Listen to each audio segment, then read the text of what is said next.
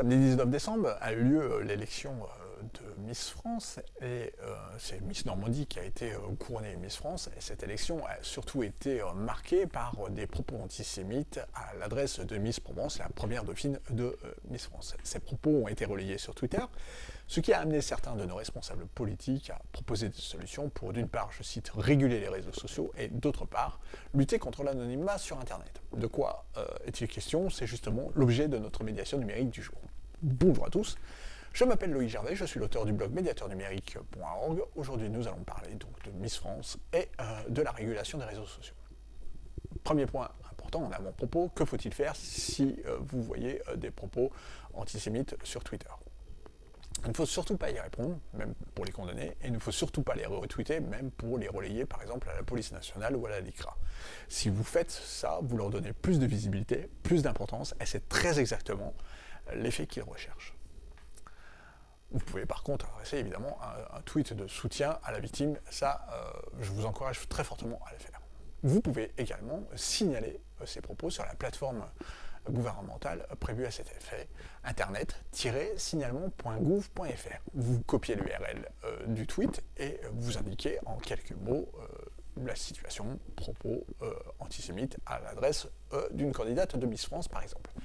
Les policiers vont ensuite faire leur travail pour qualifier l'infraction, puis la transmettre à la justice qui elle-même prononcera une sanction, s'il y a lieu évidemment. Je tiens à préciser qu'il n'y a qu'une trentaine de policiers qui travaillent sur la plateforme Pharos et qui vont donc analyser l'ensemble des notifications qui leur sont remontées. Mais revenons du coup à la régulation des réseaux sociaux, cette première solution proposée par le législateur. Qu'est-ce qu'il entend par là? En fait, l'idée c'est de dire à Twitter, tu feras la police sur Twitter. Et ce que fera Twitter, c'est qu'il dira à un robot, bah écoute, à chaque fois que tu vois le mot noir, noir égale racisme, égale tu supprimes. C'est comme ça que ça va se passer. Ça se passe déjà comme ça sur d'autres réseaux sociaux. Et évidemment, si vous me tweetez une phrase du style je bois du café noir au petit-déj, raciste.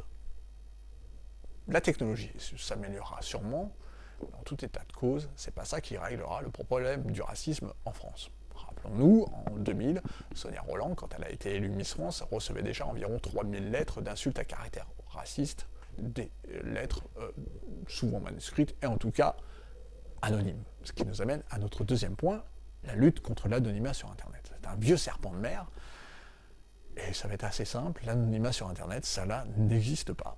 C'est même inscrit dans la loi de 2004, la loi pour la confiance en l'économie numérique. On confond, peut-être volontairement d'ailleurs, l'anonymat et le pseudonymat, c'est-à-dire le fait de m'exprimer sous ma véritable identité ou sous une identité alternative, par exemple le médiateur numérique. Et peut-être que c'est ça qu'on veut m'interdire. Et là, je voudrais m'arrêter quelques instants pour vous rappeler qu'il y a quelques temps de cela, des centaines de milliers de femmes se sont exprimées sous pseudonymat pour faire part des violences conjugales dont elles étaient victimes. Et c'est ce qui a donné lieu au scandale MeToo. Voilà. Pseudonymat ne veut pas dire infraction à la loi. De la même manière, on n'a pas besoin nécessairement d'être anonyme pour proférer des propos nauséabonds. Ça arrive très régulièrement sur une chaîne d'information en continu. Il y a même un chroniqueur qui a été régulièrement condamné pour ça.